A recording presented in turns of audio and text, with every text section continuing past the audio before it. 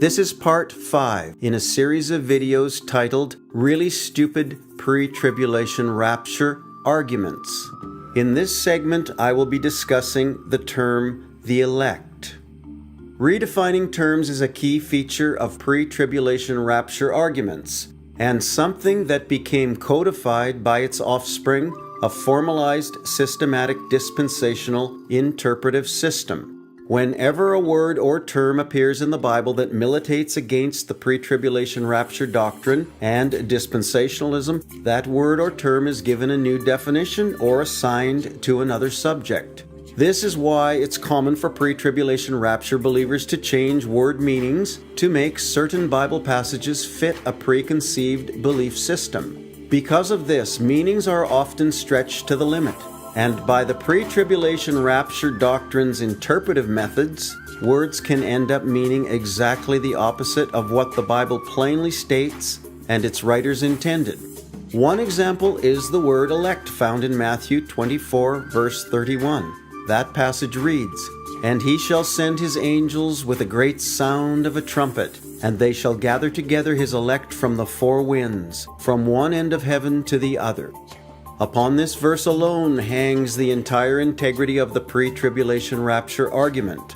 The best informed pre-tribulation rapture believers know that if the word elect means all believers, which it does, then their entire argument and most of the dispensational interpretive system come crashing down. But there's a lot more at stake for pre-tribulation rapture believers than a mere factual correction. Many leading Bible colleges and seminaries today are founded on pre-tribulation rapture doctrine and its protector dispensationalism.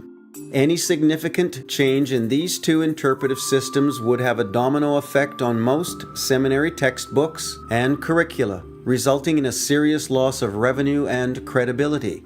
That is why it's rare to find most career-oriented students seriously challenging either doctrine or the presupposed dual election doctrine. It would be paramount to academic suicide. Consequently, most practicing career pastors mention these doctrines only in passing to avoid drawing negative attention to themselves within their denominations. The truth is, the word elect is the cornerstone of the pre-tribulation rapture belief, a doctrine that gave rise to its defender, the dispensational interpretive system. These two bedfellows are inextricably linked, and they stand or fall together. For the most part, according to pre-tribulation rapture believers and dispensationalists, there are two distinct people or elections of God. They are 1, Israel, and 2, the church. Because they believe this, they insist that some Bible verses and words only apply to genetic Israel, while others only apply to the church. But they also say that in certain cases the same verses and words, like elect, apply to both Israel and the church, but only sometimes. This invariably leads to multiple gospels with conflicting soteriological systems for different periods of time and peoples. Because of these convoluted and sometimes seemingly arbitrary methods of organizing information, one must first be indoctrinated into the dispensational system for it to make sense. That is to say, a doctor of the church or similarly trained individual is required to tell the laity in advance what the Bible actually says and means. On this count, some churches and ministries are beginning to more closely resemble Roman Catholicism and its elite priesthood than the church that Jesus founded and early Christians died for. Similarly, when anyone argues that the elect of God are all believers from all generations, saved by one faith regardless of race or national identity, they are kicking against a powerful religious and economic system that will not tolerate such insolent insubordination, especially from within its hallowed halls, let alone from without. Let's have a look at what Paul says about true Israel and the elect.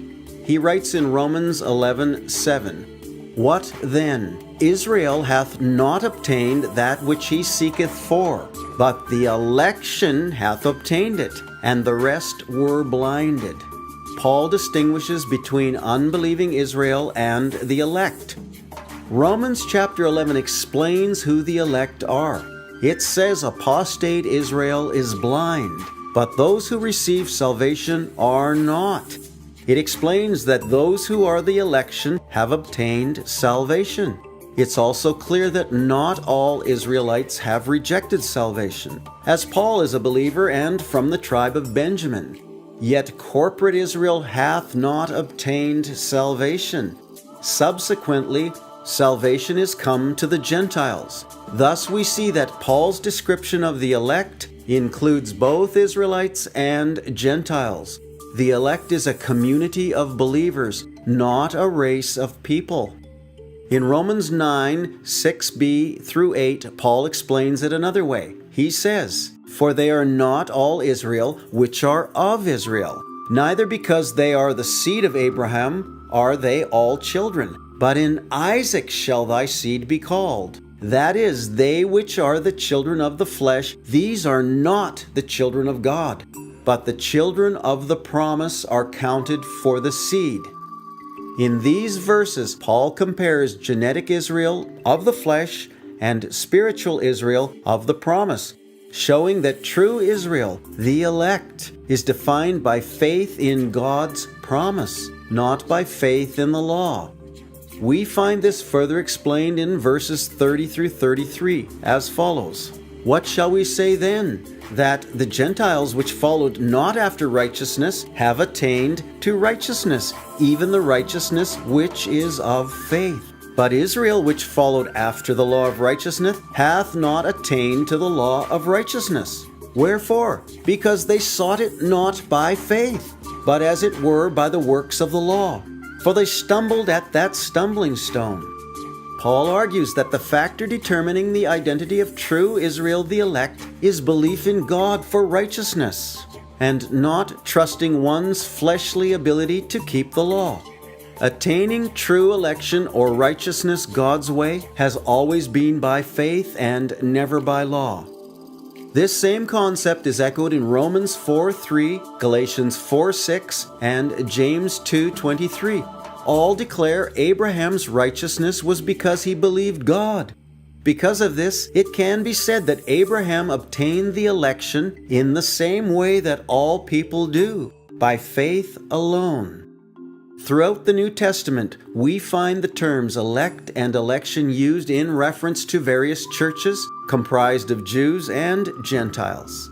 This repeated theme confirms that the New Testament writers took for granted that true Israel, the elect, is all believers from all generations and all ethnicities, united in Christ according to belief.